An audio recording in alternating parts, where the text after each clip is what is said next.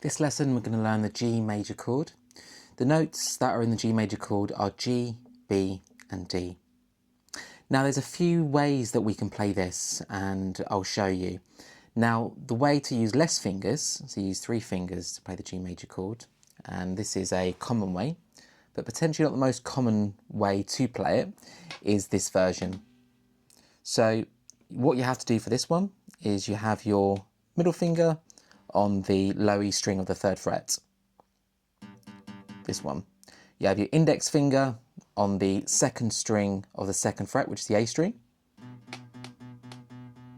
Yeah, so you got this one, and then what you then want to do is have your ring finger on the high E string of the 3rd fret. Okay, so it's on the very last string. It's a very bright sounding chord, very full sounding in loads and loads of songs. Okay, so the other way to do it, which this is what people call the fuller or the brighter G chord, it's this version. So it's exactly the same.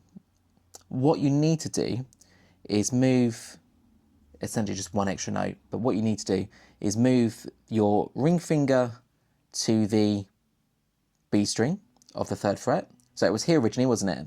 You're now going to move it here. Then you want to place your pinky or your little finger on the high E string of the 3rd fret. So this one using all 4 fingers now, okay? And it's going to look something like this. And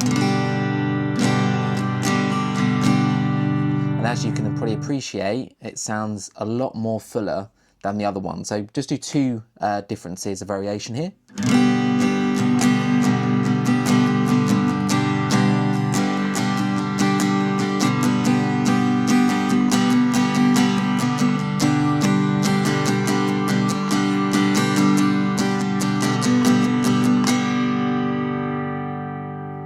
And that is how you play the G major chord.